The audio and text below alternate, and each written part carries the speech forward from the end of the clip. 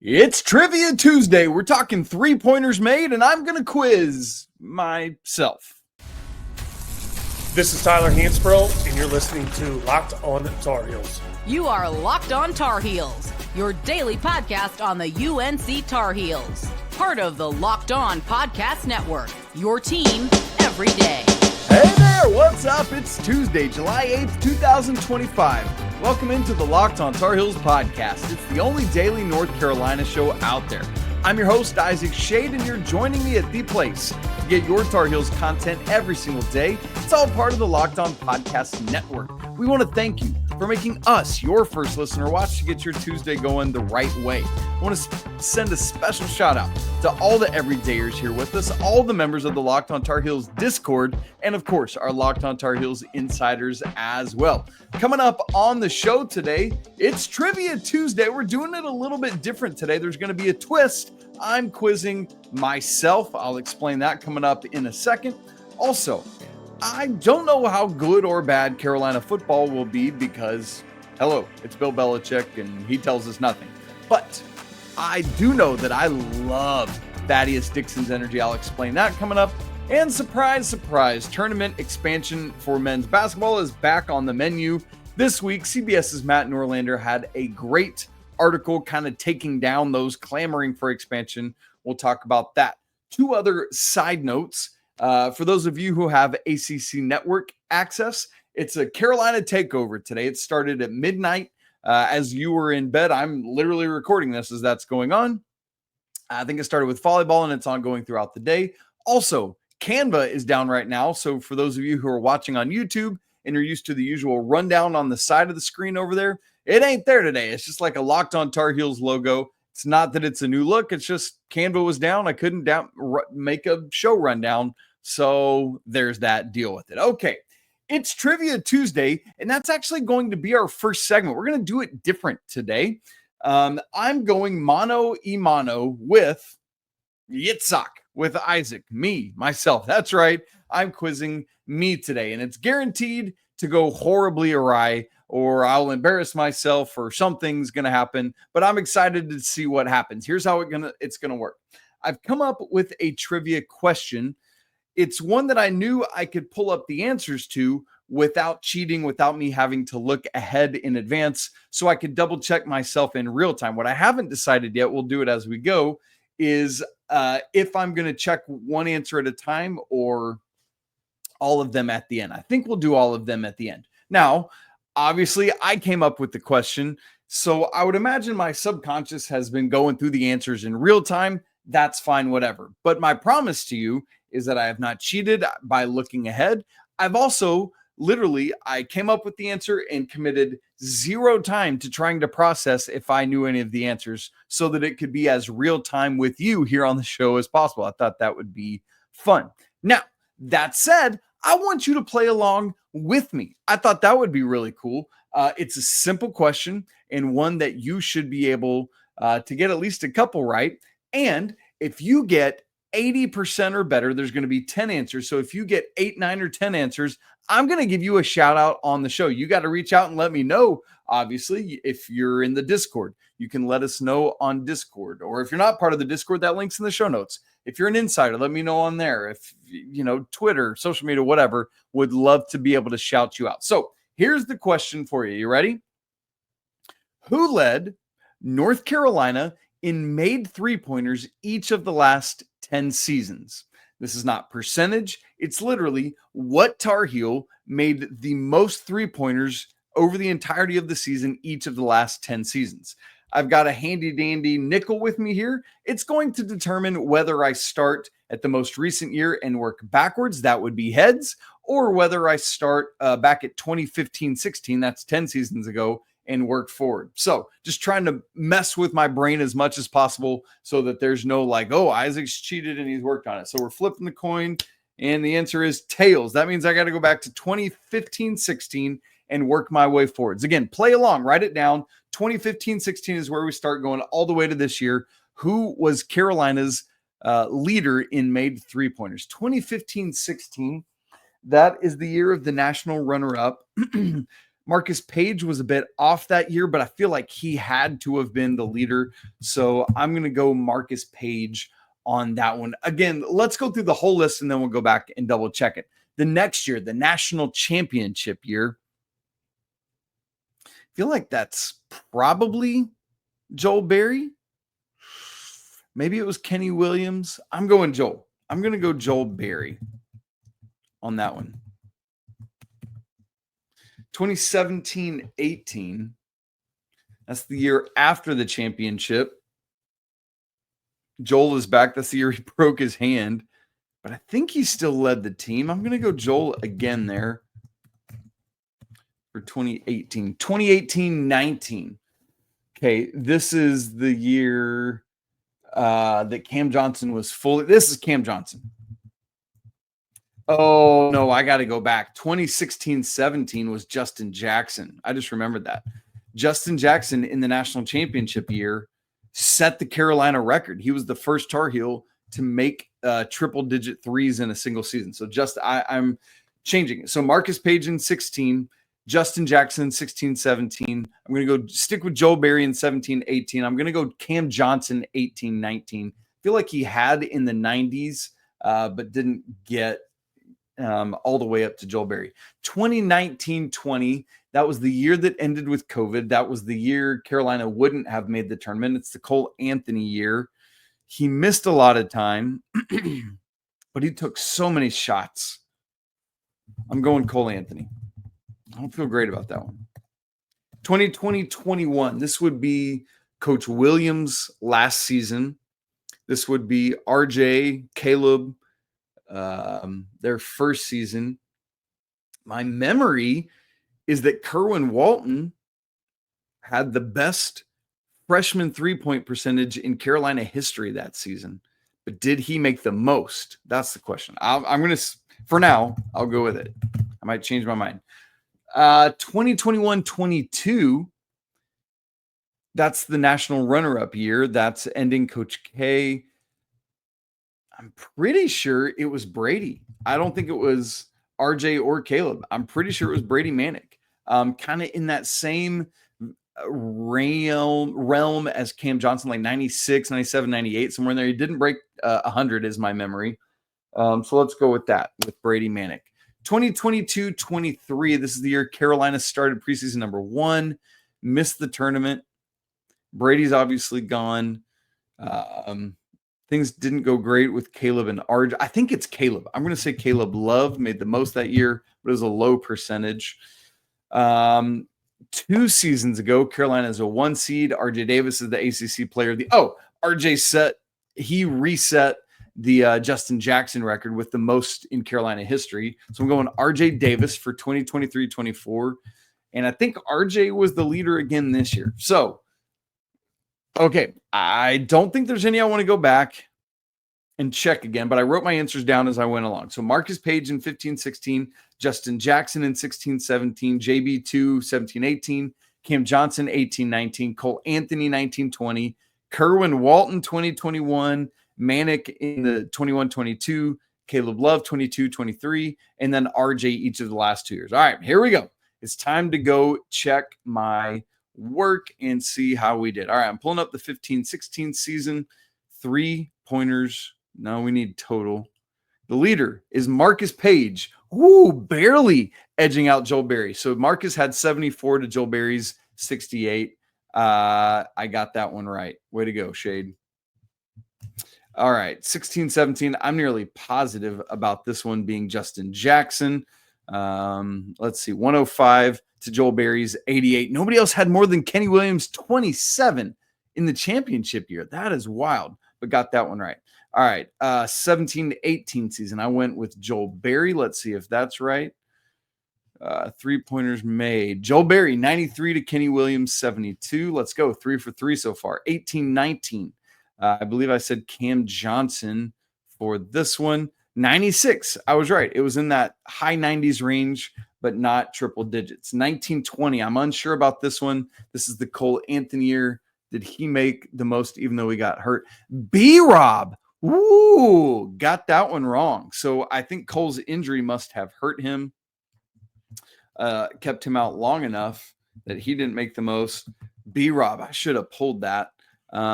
59 for B-Rob to 49 for Cole Anthony. That is not many three-pointers made. Yikes. The next year, the COVID year, I said, who did I have? Kerwin? I said Kerwin Walton. Kerwin Walton led the team. 58 made threes. That's great. Schade. I'm so proud of you right now. All right. 21-22. I've got Brady Manick in this one. Feel pretty good about that one.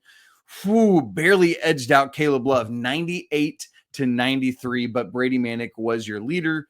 And then I got Caleb Love for the 22-23 season. Let's see if that's right. 73-63 over RJ. Caleb was the leader that season. And then I said RJ each of the last 2 years. I feel really confident with 23-24 because he hit 113 to set a new Carolina single season record. And then this year, even though RJ struggles, I still feel like it was him. Yes, it was. 85 made threes for RJ. Ian Jackson was second with 60. So that's not bad. I got 9 out of 10 correct. I should shout myself out on the show for doing that. Again, I'd love to, if you played along with me, I want to know how many did you get right? I got 9 out of 10. The one I missed was B-Rob over Cole Anthony in the 1920 season. Again, let me know your name and how many you got right, and I'll shout you out on the show tomorrow or later this week or whatever. All right. Woo, that's fun. I like Tuesday trivia being interactive like that, right? All right. If you liked it, let me know. Spam the comments. Let's get that happening. All right.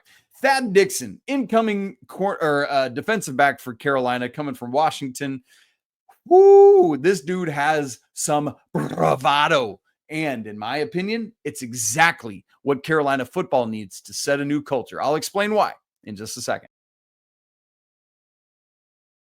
Right after I tell you about Game Time, have you ever decided at the last minute to head to a ball game with your friends or family? Maybe it's game day and you suddenly realize, hey, I want to be in the stands. That could be awesome. Well, that's exactly where Game Time comes in. It's the easiest way to grab last-minute tickets without the stress of trying to figure it out. With the money, by the way, that you save on tickets, how cool is this? If the tickets are cheaper, you can splurge on other things. Food, drinks, merch, whatever it is, Game Time makes it possible. And Game Time makes buying these tickets fast and simple. And prices on the app, they go down the closer you get to first pitch. They've got incredible last-minute deals, clear seat views, and a lowest price guarantee that takes all the worry out of buying. Game Time is the official ticketing partner of Locked On MLB, making it easy to browse the app for an exciting upcoming MLB game, like the All-Star Game down in Atlanta. You can get tickets for as cheap as $302. But remember, those could go down as we get closer to a week from today's game. So take the guesswork out of buying tickets with Game Time. Download the app, create an account, and use code LOCKEDONCollege for $20 off your first purchase. Again, create an account and redeem code LOCKEDONCollege for $20 off. Terms do apply. Download the Game Time app today. Last minute tickets, lowest prices guaranteed. This is a weird year of Carolina football. There's all the Big Belichick. It is big. The big Bill Belichick. We'll go with that. Hoopla with him coming to town, but with so many new players in, so many players out to coincide with that. All this new coaching staff, and with the Bill Belichick way of doing things, of keeping things behind closed doors, it's so hard to know what to expect. This team could go 12-0. They could go 3-9. And I wouldn't be shocked, I guess, either way. But one thing I know for sure about this team is Thaddeus Dixon, a defensive back coming in from Washington with Coach Belichick's son, Steve, who's the defensive coordinator. I am in the Thaddeus Dixon fan club. And if the rest of the Carolina players and coaches and support staff and athletic department and fans can all buy in on what Thaddeus Dixon is bringing to Carolina, it could be a game changer. So count me, Isaac Schade, in the Thad Dixon fan club. The Thad Fad. We got to come up with a name for that. What I just tried didn't work at all. I need your help. Spam the comments. Let me know what you think. But so with Thad Dixon coming over from Washington, I was kind of already considering him like hey, this could be the game changer on defense. You lose Bo Atkinson, some of those guys, and it's like, man, at what level he would be the game changer, I wasn't sure. And then over the last week or so, this dude has started chirping digitally on Twitter, to be specific. I want to give you two examples and say why I think what he's doing is critically important. The first of these, a little over a week ago, ACC Football tweeted out a list of portal DBs that were in 247's top 50, all coming into the ACC this season. Thad Dixon is second on that list behind a dude from Miami, and he's fourth overall, by the way, on 247's transfer DBs. Great. But what I love is in this list, I can't remember, there's like 10 dudes. I've got it pulled up still. Let me see. 1, 2, 3, 4, 5, 6, 7, 8, 9, 10, 11. So 11 DBs transferring into the ACC that 247 ranked all of them in their top 50 transfers overall. So Thad Dixon quote tweets that list just with one word and a period. Thorpe. Meaning the Thorpe Award. Meaning I'm going to be your Thorpe Award winner this year, the nation's best DB. And first off, I love that he put a period after it instead of just saying the word. And I got to be honest with you. At first, when I saw that, it rubbed me the wrong way. I was like, oh, come on, Thad. That's crazy. What are you doing, Thad? That's nuts. That's a reach, my guy. But then I dwelled on it more, and I started thinking about it, and I was like, you know what? Carolina football needs a culture change. And that culture change can't happen by dreaming mid-dreams. That culture change can't happen by dreaming status quo dreams. Carolina football culture has to change, in addition to the coaching staff, what they're doing, by players believing crazy things. And when you dream crazy dreams, sometimes you achieve them. And I'm not saying Thad Dixon will or won't be the Thorpe Award winner, but what I am saying is that what I initially thought was bonkers, I now think is a stroke of genius by him. Because you need dudes like this that know when they step on the field, they're the best player on the field, whether they are or not, which I really hope Thad Dixon is. The second example of this digital bravado, I'll call it, happened on Sunday. Pull into Walmart. I'm waiting on my pickup order because good grief, why would I ever go in this day and age when I just, I was going to say me, but if my wife hears this, she would get mad because she's the one that does our Walmart orders. So my wife puts in the Walmart orders. I went to pick it up Sunday after church. I'm sitting there waiting. I'm scrolling through Twitter, and I saw that Great Day Tar Heel, who I'm in a great group chat with, by the way, with shouts to Great Day Tar Heel if you're listening to or watching this. He tweeted out Carolina's schedule with the win-loss prediction by each game. He had Carolina coming out at 10-2, with losses being at home to Clemson and on the road to Syracuse on Halloween night. Things are going to get spooky, right? And Great Day Tar Heel accompanied this with, I'm quoting Great Day Tar Heel here, said, I feel like 9-3 is more likely than this 10-2, but who would be the third loss? What's your predictions for the year? Just, working to get engagement. That's what you do. Well, I think what Great Day Tar Heel didn't expect is for Thad Dixon to respond. And this is another thing, and this is the one that really sold me on this idea all the more, what I'm just saying. Thad responds and says, quote, 12-0. I truly believe every game is winnable. Need y'all on the same page as us, end quote. Couple things there. Number one, he's not wrong.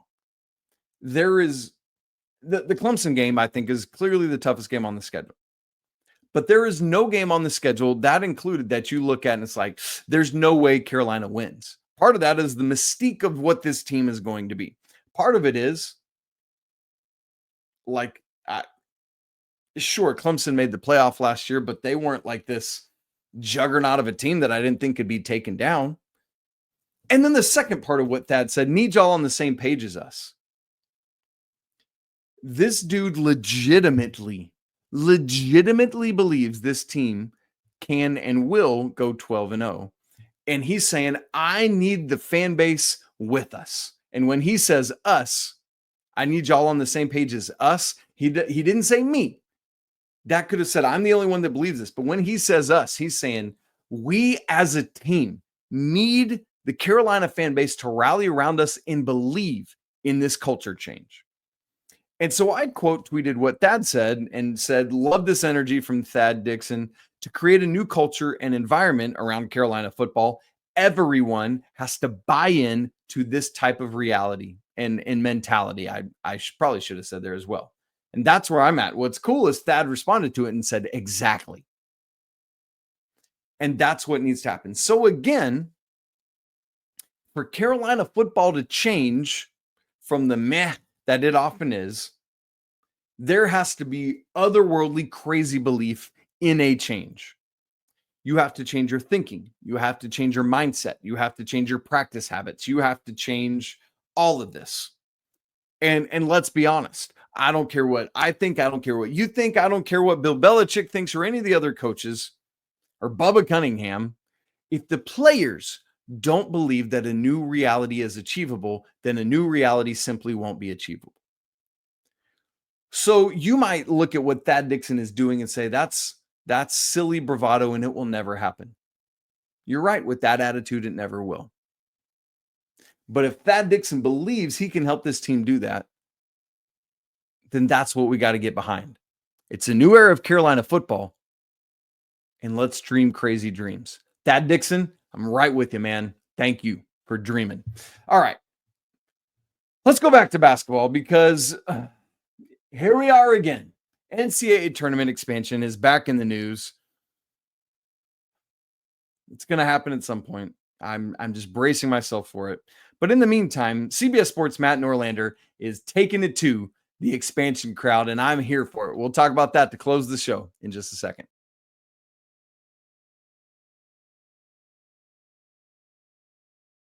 The NCAA tournament expansion is on the table again this week, unfortunately, but truly. I don't know. I say unfortunate. You might not agree with me. You might be in favor of NCAA tournament expansion. If so, cool.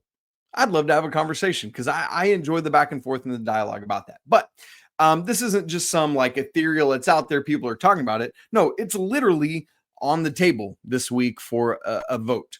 The D1 Men's Basketball Committee, is meeting this week down in Savannah, Georgia, my home state. Shouts to the A, give me all the peaches, drink a Coke, Chick-fil-A. Okay, got all the stuff in there. They're meeting in Savannah for their annual summer summit. Lots of agenda items to be discussed as always, but the one that is probably germane to the vast majority of us is NCAA tournament expansion and if it's going to happen or not. Obviously, right now, the NCAA tournament is at 68 teams. It has been that way since 2011. That's when it changed to this. It had been 65 teams since 2001.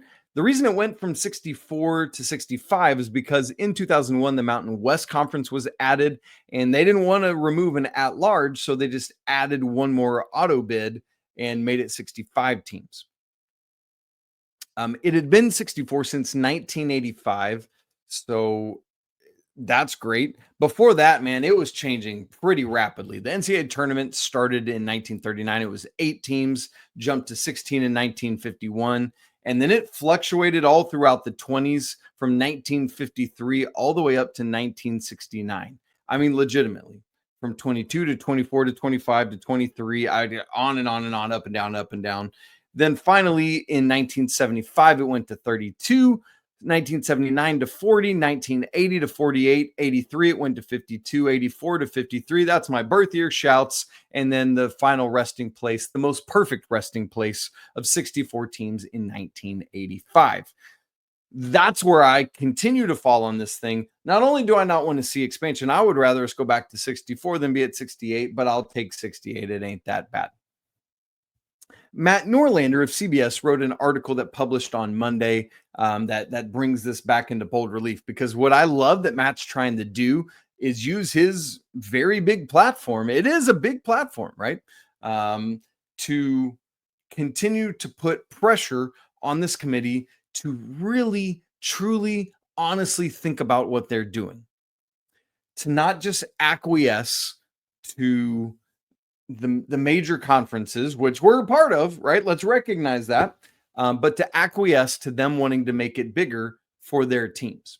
Now, what Matt so appropriately talks about and does so with numbers and data to back it up is when you hear conversations right now about expanding the tournament, it's about access to the tournament, meaning, Division I has grown a lot since 1985 when it moved to 64 teams. And yet, even as the number of teams in Division I has grown, the number of teams in the tournament really hasn't, outside of adding 4 teams up to 68. So the percentage of D1 that makes the NCAA tournament has dropped. So the argument is, where's the access? Here's the thing, folks, that Matt Norlander talks about so well. The basic breakdown of all of this is when you look at the numbers of it, and you can go read the article and you'll see it. The number of these teams that have come in since 1985 have overwhelmingly not been the teams to make the NCAA tournament. I won't give you the numbers, but it's very, very, very, very, very minimal of those teams. So he's saying that the access being asked for here is not for these teams that have made Division I bloat. It's the conferences and the teams that are already getting so many of their schools in, wanting more of the pie. And in my opinion, and I think Matt Norlander would share this opinion, that's not worth tournament expansion, because we have such a beautiful thing that fits perfectly at 64 teams, nice 4 regions of 16. It works really, really, really well. And his conclusion, Matt Norlander, I'll read this to you. He says, quote, "The math is stark, dark, and obvious. The teams that have been added over the past 4+ decades into Division I have not brought about any tangible additional changes to qualifying for the field. They've simply been added to the same pool of mid and low majors that are all fighting for auto bids almost 100% of the time," meaning those teams aren't getting at-large bids. They're in those conferences that are only getting one auto bid anyway. And so this is where I've landed for a long time. If access to this thing is a problem, then the solution is not to expand. The solution is to cut Division I down in half, whatever you want to do with it, so that more teams have access to 2 tournaments. The NIT, for example, is ultimately a thing of the past at this point, right? It is dying a slow death. Actually, not so slow a death. What if we cut Division I down? I don't care how many. There are 31, going to go back to 32 conferences in Division I once we get the Pac-12 back. Is that right? No. I'm second guessing myself in real time. Anyway, it's around that number. And what if, you chop, let's say it's the top 10 conferences stay in the upper tier and the rest go. You keep the NCAA tournament for that upper tier, and you have the NIT, which could be NCAA tournament 1AA or whatever you want. I don't care what you call it, for the rest of the conferences. That would seem to make a ton of sense to me. So that's the bottom line for me. If D1 is too big, don't expand, cut D1 down. That seems like a better solution to me. And that grants more access for more teams. Hey-o! And when you start to think about it, here's part of it too. If the tournament is expanded, like the calendar can't change because it's all predicated on when the Masters are. The Final Four has to be the weekend before the Masters, and so everything backdates from that. Sure, you could move the season way back and have longer time for more games, stuff like that. I just don't see that happening. But when you add, it's not going to be really a full extra round. It's just going to be extraneous teams. And so the bracket would just have a whole bunch of slashes. You know how you have 4 slashes right now where there's playing games? You're just adding that. I'm going to say nobody, and you're going to be like, no, people care, Isaac. People care. What I'm saying is nobody cares about these games from a bracket standpoint. When is your bracket officially due? Is it Tuesday night before the play-in games start? Or is it Thursday at tip time of the actual first round? It's tip time of the actual first round. That's when the tournament starts. The NCAA tried when they expanded to 68 teams back in 2011. They started calling what's the first 4 games, the games in Dayton, they called those the first round. And then they called Thursday, when the tournament actually starts, the second round. Nobody was buying that. It was so bad, in fact, that a couple years later in 2016, they actually changed it back to where finally it was the first 4 was the first 4, and the first round was the first round. Also, a lot of people don't even call it the first 4. They just call it the play-in games. What does a play-in game indicate? That you're playing your way into the actual tournament, right? Wimbledon's going on right now. Here's a great example.